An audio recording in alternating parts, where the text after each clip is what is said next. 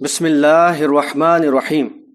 ذات کا شرک کی اقسام میں ذات کا شرک سب سے بدترین قسم ہے، اس لیے اللہ تعالیٰ نے شرک کی اس قسم پر سخت وعید سنائی ہے۔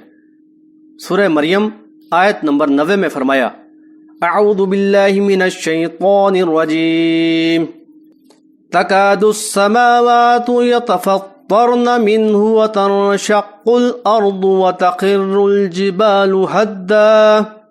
ترجمہ: قریب ہے کہ اس قول کی وجہ سے آسمان پھٹ جائیں اور زمین شق ہو جائے اور پہاڑ ریزے ریزے ہو جائیں۔ نبی صلی اللہ علیہ وسلم نے فرمایا کہ اللہ تعالیٰ فرماتا ہے، یشتم ابن آدم وما ینبغی لہ ان یشتمنی ویکذبنی وما ینبغی لہ، اما شتمہ فقولہ ان لی ولدا واما تکذیبہ فقولہ لیس یعیدنی کما بدأنی۔ حوالہ بخاری، کتاب بداء الخلق، باب ما جاء فی قول اللہ تعالی وهو الذی یبدأ الخلق ثم یعیدہ وهو اہون علیہ۔ ترجمہ: ابن آدم مجھے گالی دیتا ہے، حالانکہ اس کے لیے مناسب نہیں کہ مجھ کو گالی دے، اور مجھے جھوٹا سمجھتا ہے، حالانکہ یہ اس کے لیے مناسب نہیں۔ گالی دینا تو یہ ہے کہ وہ کہتا ہے کہ میرے اولاد ہے، یعنی شرک کرتا ہے، اور جھوٹا سمجھنا یہ ہے کہ وہ کہتا ہے کہ اللہ مجھے دوبارہ زندہ نہ کرے گا جیسے پہلے اس نے پیدا کیا۔ ذات کا شرک یہ ہے کہ کسی بھی مخلوق کو اللہ کی ذات میں شریک ٹھہرانا، اس کا ٹکڑا یا جزو قرار دینا، اللہ کی بیٹیاں بیٹے بنانا، اس کی بیوی بنانا، اس کا کفو خاندان کنبہ قبیلہ بنانا، یا کسی اور مخلوق کو اس کی ذات کا جزو قرار دینا ذات کا شرک ہے۔ سورۃ الاخلاص آیات نمبر 1 تا 4 میں اللہ تعالیٰ نے فرمایا، قل هو اللہ احد اللہ الصمد لم یلد ولم یولد ولم یکن له کفوا احد۔ ترجمہ: کہہ دو کہ اللہ یکتا ہے، وہ بے نیاز ہے، نہ اس نے کسی کو جنا ہے اور نہ اسے کسی نے جنا ہے، اور نہ ہی کوئی ایک اس کا ہمسر ہے۔ توحید باری تعالیٰ کا لازمی تقاضا یہ بھی ہے کہ اللہ تعالیٰ کو اس کی ذات کے اعتبار سے بھی یکتا، ایک، اکیلا، واحد، احد، لا ثانی و لا مثالی مانا جائے۔ لہذا سورۃ الشورى میں فرمایا، لیس کمثلہ شیء۔ ترجمہ: اس کی مثال جیسی کائنات میں کوئی چیز نہیں، یعنی اس کی نہ کوئی مثل ہے اور نہ اسے کسی نے جنا ہے اور نہ اس نے کسی کو جنا ہے، اور اس کا کوئی ہمسر نہیں، کوئی کنبہ، کوئی خاندان، کوئی قبیلہ نہیں، نہ اس کی اولاد ہے اور نہ ہی اس نے کسی کو اپنی بیوی بنایا ہے۔ اس بات کو سمجھ لیں کہ اللہ تعالیٰ کی ذات میں شرک اللہ تعالیٰ کو گالی دینا ہے۔ اللہ تعالیٰ کی ذات میں کسی کو شریک ٹھہرانا صریحاً کفر ہے۔ اللہ تعالیٰ نے مخلوق کو اس کی ذات کا جزو بنانے پر انسان کے اس کفر کا ذکر فرمایا ہے۔ سورہ زخرف آیت نمبر 15، وَجَعَلُوا لَهُ مِنْ عِبَادِهِ جُزْءًا إِنَّ الْإِنسَانَ لَكَفُورٌ مُبِينٌ۔ ترجمہ: اور انہوں نے اللہ کے بعض بندوں کو اس کا جز ٹھہرا دیا، یقیناً انسان کھلم کھلا کفر کرنے والا ہے۔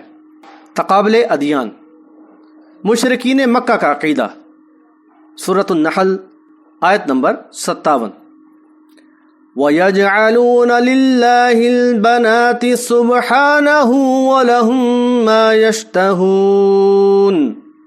ترجمہ: اور وہ اللہ سبحانہ و تعالیٰ کے لیے لڑکیاں مقرر کرتے ہیں اور اپنے لیے وہ جو اپنی خواہش کے مطابق ہو۔ سورہ صافات آیت نمبر 149 میں فرمایا، فَاسْتَفْتَهِمْ لِرَبِّكَ الْبَنَاتُ وَلَهُمُ الْبَنُونَ۔ ترجمہ: ان سے پوچھیں کہ ان کے رب کے لیے بیٹیاں ہوں اور ان کے لیے بیٹے۔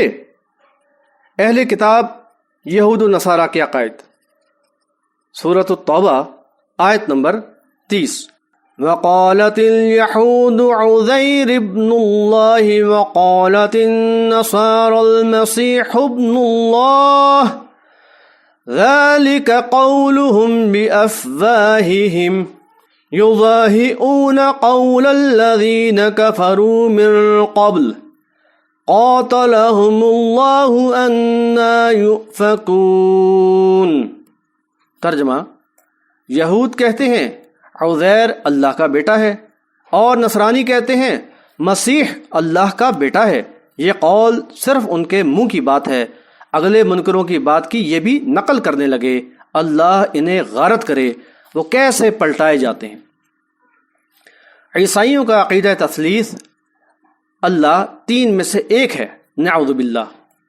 اللہ تعالی سورۃ المائدہ آیت نمبر 73 میں فرماتا ہے لَقَدْ كَفَرَ الَّذِينَ قَالُوا إِنَّ اللَّهَ ثَالِثُ ثَلَاثَةٍ وَمَا مِنْ إِلَٰهٍ إِلَّا إِلَٰهٌ وَاحِدٌ وَإِن لَّمْ يَنْتَهُوا عَمَّا يَقُولُونَ لَيَمَسَّنَّ الَّذِينَ كَفَرُوا مِنْهُمْ عَذَابٌ أَلِيمٌ۔ ترجمہ، وہ لوگ بھی قطعاً کافر ہو گئے جنہوں نے کہا اللہ تین میں کا تیسرا ہے۔ دراصل سوائے اللہ تعالیٰ کے کوئی معبود نہیں۔ اگر یہ لوگ اپنے اس قول سے باز نہ رہے تو ان میں سے جو کفر پر رہیں گے انہیں المناک عذاب ضرور پہنچے گا۔ عیسائیوں کا عقیدہ عیسیٰ ابن مریم اللہ کے نور میں سے جدا ہوا نور تھے۔ انسائکلوپیڈیا بریٹینیکا 1997 اور انسائکلوپیڈیا امریکانا 1998، انسائکلوپیڈیا انکارٹا 1998 اور انسائکلوپیڈیا گرولیر 1998 کے مطابق نصارہ کے اپنے پیغمبر عیسیٰ علیہ السلام سے متعلق جو عقائد ہیں انہیں نائسن کریڈ کا نام دیا گیا ہے، جو اٹلی کے شہر نائسیا میں اس وقت کے تمام عیسائی فرقوں کے رہنماؤں کی مجلس منعقدہ 325 عیسوی میں متفقہ طور پر طے پائے۔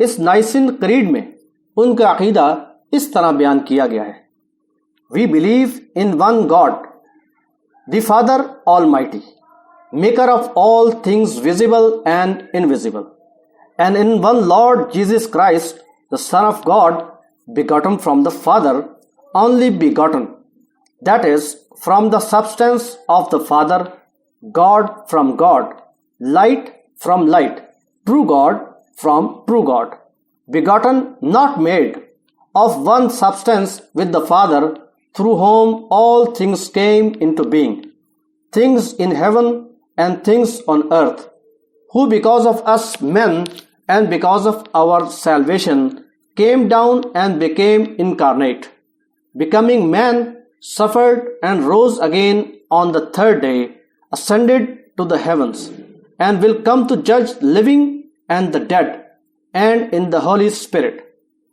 ترجمہ، ہم ایک خدا پر ایمان لاتے ہیں جو باپ ہے اور قادر مطلق ہے، تمام دیدہ و نادیدہ چیزوں کا خالق ہے، اور ایک خدا بند یسوع مسیح پر ایمان لاتے ہیں جو خدا کا بیٹا ہے، خدا کا جنا ہوا اکلوتا، یعنی باپ ہی کے جوہر سے خدا، نور سے نور، عین خدا سے عین خدا، جنا ہوا، بنایا ہوا نہیں، باپ ہی کے جوہر سے جس کے ذریعے سے آسمانوں اور زمین میں تمام چیزوں کو وجود ملا، جو ہم انسانوں کے لیے اور ہماری نجات کے لیے بطور اوتار مجسم بشکل انسانی اترا۔ اس نے تکلیف اٹھائی اور تیسرے دن جی اٹھا اور آسمان پر چڑھ گیا، مردوں اور زندوں کے فیصلے کے لیے پھر آئے گا، اور ہم روح القدس پر بھی ایمان لاتے ہیں۔ ہندوؤں اور بدھ مت کے عقائد۔ ہندو مت کی عقیدہ اوتار یعنی ایوٹار کے معنی خدا کی جانب سے اتارا ہوا ہے، مگر ہندو مت میں عموماً اوتاروں کو خدا یعنی بھگوان سے الگ بشر نہیں بلکہ خود خدا ہی کا روپ قرار دیا جاتا ہے، یعنی بھگوان خود کسی شکل میں وارد ہوتا ہے۔ بدھ مت اور جین مت کا ایک اہم تصور ہے روح کی سمسار، یعنی جنموں کے سلسلہ سے آزادی حاصل کرنے کو نروان حاصل کرنا کہتے ہیں۔ کیونکہ بدھ مت میں ذات کا وجود ہی نہیں ہے، اس لیے جو عبادت اور ریاضت کے ذریعے دنیا سے چھٹکارا حاصل کر لے وہ نروان ہو گیا، اب وہ جینے مرنے سے آزاد ہو چکا اور خدا بن گیا۔ بدھ مت کی عقیدہ نروان اور جین مت کے ہاں بت پرستی کی بنیاد یہی فلسفہ وحدت الوجود اور حلول ہے۔ مسالک و مکاتب فکر کا تقابل۔ اہل تصوف و طریقت اتحاد ثلاثہ۔ اتحاد ثلاثہ اصل میں وہ 3 من گھڑت نظریات ہیں جن کے ذریعے سے مخلوق کو اللہ کی ذات کا حصہ قرار دیا جاتا ہے۔ نمبر 1، حلول۔ حلول سے مراد کوئی انسان عبادت اور ریاضت کر کے نفس کی صفائی اور روح کی بالدگی پیدا کر لے تو اللہ کی ذات اس کے اندر حلول کر جاتی ہے، یعنی لاہوت ناسوت میں اور موجود میں اتر آتا ہے۔ نمبر 2، وحدت الوجود۔ وحدت الوجود کے فلسفے کا سادہ الفاظ میں مطلب یہ ہے کہ صرف اور صرف ایک ہی وجود ہے اور وہ ہے اللہ تعالی، اس کی ذات کے علاوہ کوئی اور وجود نہیں پایا جاتا۔ اگر اس بات کو مان لیا جائے تو پھر خالق و مخلوق میں کوئی فرق باقی نہیں رہتا، بلکہ انسان، حیوانات، نباتات، بے جان اشیاء، حتیٰ کہ غلاظت اور شیطان بھی نعوذ باللہ اللہ تعالی ہی کے وجود کا حصہ قرار پاتے ہیں۔ بعض مؤلفین کے نزدیک عقیدہ وحدت الوجود کوئی نیا عقیدہ نہیں بلکہ نصارہ کے عقیدہ تثلیث کی ہی ایک شکل ہے۔ نمبر 3، وحدت الشہود۔ وحدت الشہود سے مراد ایک دیکھنا ہے، یعنی چاروں طرف تو ہی تو ہے والا معاملہ ہو جاتا ہے، یعنی مشاہدے میں جتنی بھی چیزیں ہیں سب نعوذ باللہ اللہ کی ذات ہے، اور اسی کو فنا فی اللہ کہا جاتا ہے، یعنی اللہ کی ذات میں فنا ہو جانا۔